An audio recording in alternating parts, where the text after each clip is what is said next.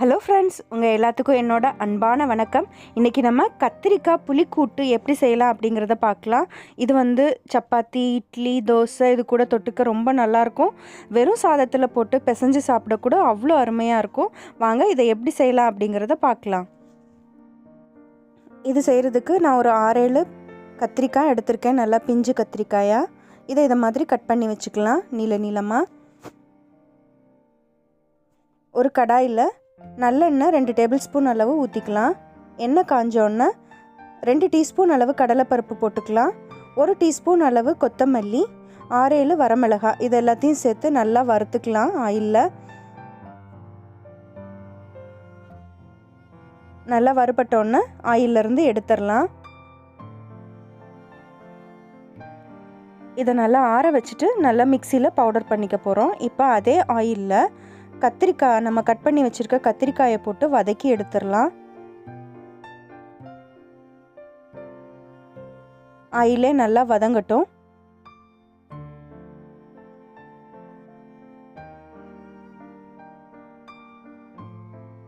பாருங்கள், இது மாதிரி நல்லா வதங்கிடுச்சு.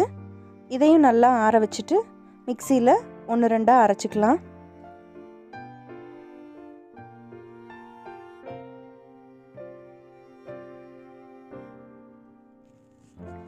நல்லா ஆற வச்சிடலாம். இப்போ 2ம் ஆறிடுச்சு. முதல்ல கடலைப்பருப்பு, கொத்தமல்லி, வரமிளகாயை அரைச்சிக்கலாம் பவுடராக.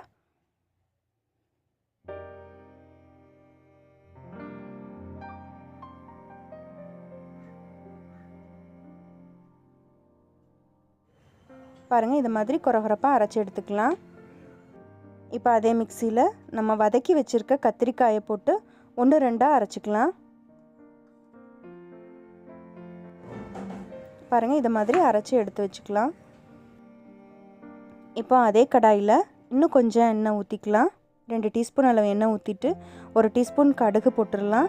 கடுகு உளுத்தம்பருப்பு பொரிஞ்ச உடனே ஒரு கொத்து கருவேப்பிலை, 2 பச்சை மிளகாயை குட்டி குட்டியாக கட் பண்ணி வச்சுருக்கேன், அதையும் சேர்த்து நல்லா வதக்கி விட்டுடலாம். பெருங்காயத்தூள் கொஞ்சம் சேர்த்துக்கலாம்.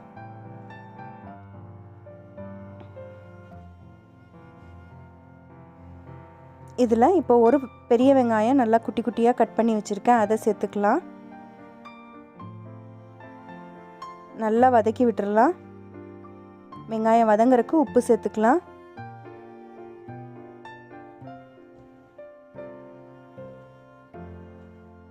வெங்காயம் இப்போ நல்லா வதங்கிடுச்சு. இப்போ 1/4 டீஸ்பூன் அளவு மஞ்சத்தூள் சேர்த்துக்கலாம். இப்போ நம்ம அரைச்சி வச்சுருக்க மசாலா பொடியை சேர்த்துக்கலாம். கடலைப்பருப்பு, கொத்தமல்லி, வரமிளகாய் இது எல்லாத்தையும் வறுத்து எண்ணெயில் வறுத்து பொடி பண்ணி வச்சுருக்கோம். அந்த பொடியை இதில் சேர்த்து நல்லா மிக்ஸ் பண்ணி விட்டுடலாம்.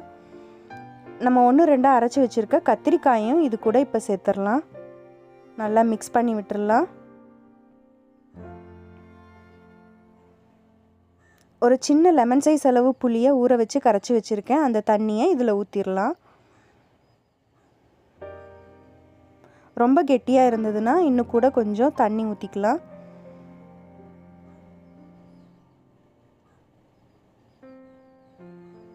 எல்லாத்தையும் நல்லா மிக்ஸ் பண்ணி விட்டுடலாம்.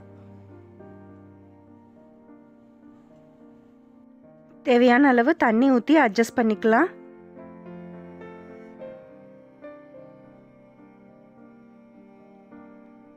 இப்போ உப்பு போட்டுக்கலாம். வெங்காயம் வதங்கும் போது நம்ம உப்பு போட்டிருக்கோம், இப்போ பார்த்து சேர்த்துக்கலாம் உப்பு. எல்லாம் நல்லா மிக்ஸ் ஆகி ஒரு கொதிஞ்சோன்னா ஸ்டவ் ஆஃப் பண்ணிவிட்டு மேலால் பொடியாக கட் பண்ணியிருக்க கொத்தமல்லி தலை தூவி இறக்கிடலாம்.